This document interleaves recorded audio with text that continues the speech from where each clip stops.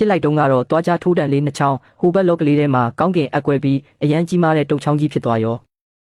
ကောင်လေးတယောက်ဟာလမ်းဘေးမှာသူဖုန်းစားကြီးရောက်နေတဲ့နိုင်ငံသားကလာတဲ့ပစ္စည်းဆိုလို့ဈေးကောင်းပေးပြီးဝယ်လာလိုက်တယ်ဘေးကဖွားတော်ကဒီလူကလူလိမ်ပါညာပြောနေပေမဲ့လည်းသူပြထားတဲ့ပစ္စည်းလေးကိုကြိုက်နေတာနဲ့ဈေးမစစ်ပဲဝယ်လာခဲ့လိုက်တယ်အိမ်ရောက်လာတော့သူဝယ်လာတဲ့ပစ္စည်းကြီးကိုဖွင့်ကြည့်လိုက်တာဘာမှထူးထူးခြားခြားမရှိတဲ့မှန်ပုံကြီးတစ်ခုဖြစ်နေခဲ့တယ်သူလည်းဟိုနားခောက်ကြည့်ဒီနားခောက်ကြည့်တာဘာမှလည်းထူးဆန်းတာမတွေ့ခဲ့ရဘူးဒါပေမဲ့ရုတ်တရက်မှန်ပုံကြီးထဲမှာအငွေ့တွေထွက်လာခဲ့တယ်သူလည်းထူးဆန်းပြီး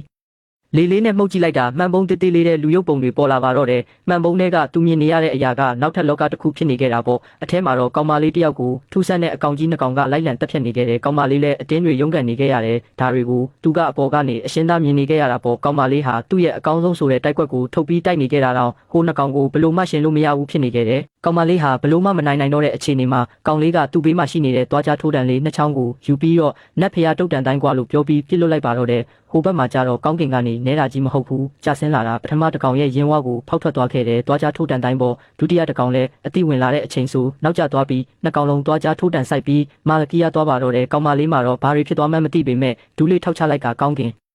ကိုကြည့်ပြီးခုလိုကူညီပေးတဲ့ဆရာကြီးကိုကျေးဇူးတင်ကြောင်းပြောနေခဲ့တယ်ကောင်လေးကတော့အစကရုပ်ရှင်တစ်ခုပဲထင်နေခဲ့တာသူပြစ်ချလိုက်တဲ့တွားကြထိုးတန်ကိုကြည့်ပြီးမှအမှန်ကန်ဖြစ်နေမှန်းသိသွားခဲ့တယ်တိုက်ခိုက်ပြီးသွားတော့ကောင်မလေးလည်းဘိုင်ရန်စာနေခဲ့ပြီးစားစရာဆိုလို့ဒီလိုကန်တာရကြီးမှာဘာမှမရှိဘူးဒါကြောင့်ဟိုကောင်ကြီးရဲ့ခြေထောက်တစ်ချောင်းကိုရွှတ်ရှာနေပေမဲ့အသက်ရှင်နိုင်ဖို့ဖျက်ယူလိုက်တယ်ဘာလို့မဲထင်ကြလဲပြိတ္တတို့